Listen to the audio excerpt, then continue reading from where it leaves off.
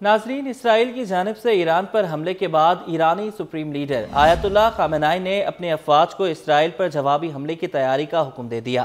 آیت اللہ خامنائی کے حکم کے بعد اسرائیلی انٹیلیجنس کا خیال ہے کہ ایران آئندہ چند دن میں عراقی سرزمین سے اسرائیل پر حملہ کرنے کی تیاری کر رہا ہے، جو ممکنہ طور پر 5 نومبر کو ہونے والے امریکی صدارتی انتخاب سے پہلے ہوگا۔ ایک رپورٹ کے مطابق یہ حملہ عراق سے بڑی تعداد میں ڈرونز اور بیلسٹک میزائلوں کے ذریعے کیے جانے کی توقع بھی کی جا رہی ہے۔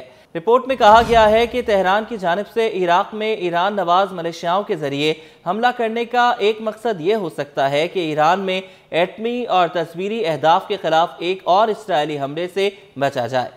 ادھر ایران کی خارجہ روابط کی اسٹریٹجک کونسل کے چیئرمین سید کمال خرازی نے دو ٹوک الفاظ میں اسرائیل کو واضح کر دیا کہ ایران صہیونی جارحیت کا جواب مناسب وقت پر اور مناسب شکل میں ضرور دے گا۔ کمال خرازی کا یہ کہنا تھا کہ تہران اپنے بیلسٹک میزائلوں کی رینج میں اضافے اور ممکنہ طور پر اپنے جوہری پروگرام پر نظر ثانی کرے گا۔ کمال خرازی نے امکان ظاہر کیا کہ ایران اپنے بیلسٹک میزائلوں کی رینج کو 2000 کلومیٹر کی خود ساختہ حد سے آگے بڑھا سکتا ہے۔ انہوں نے کہا کہ اگرچہ ایران کے پاس جوہری ہتھیار بنانے کی تکنیکی صلاحیت موجود ہے، لیکن اسے فی الحال ایک فتوے کے ذریعے روک دیا گیا ہے جو قائد اعلیٰ آیت اللہ خامنائی نے 2000 کے عشرے کے اوائل میں جاری کیا۔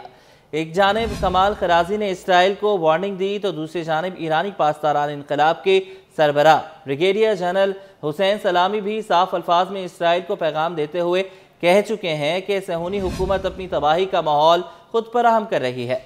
سپاہ پاسداران انقلاب کے سربراہ نے صہیونیوں کو مخاطب کرتے ہوئے کہا کہ تم نے ایرانی عوام کو پہچانا ہی نہیں ہے۔ تم نے وعدہ صادق 2 کو دیکھا کہ کس طرح سے آسمان کو چیرتے ہوئے ایران کے میزائل تمہارے سر پر پہنچے اور تمہارا آئرن ڈوم کچھ نہ کر سکا۔ بریگیڈیئر حسین سلامی نے تل ابیب کو انتباہ کیا کہ اس بار بھی تم غلطی کر بیٹھے ہو اور اس کا خمیازہ تصور سے بالاتر انداز میں بھگتو گے۔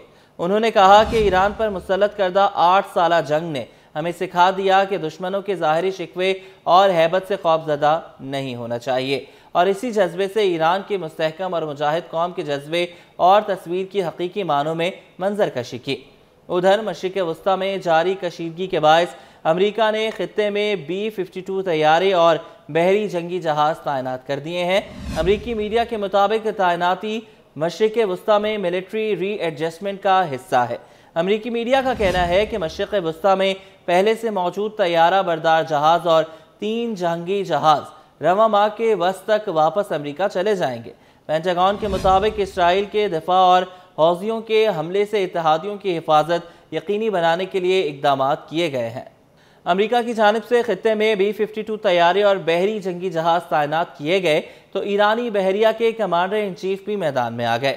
ایرانی بحریہ کے commander in chief admiral Shahram ایرانی کا کہنا ہے کہ سہند اور زاگرس ڈسٹرائر جنگی بحری جہاز تیاری کے آخری مراحل میں ہیں اور جلد ہی سمندر میں اتار دیے جائیں گے۔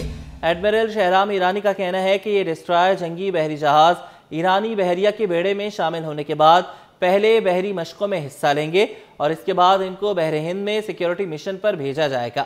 انہوں نے بتایا کہ یہ جنگی بحری جہاز جدید ترین تقاضوں کے مطابق تیار کیے گئے ہیں جو جنگی اور انٹیلیجنس آلات سے آراستہ ہیں۔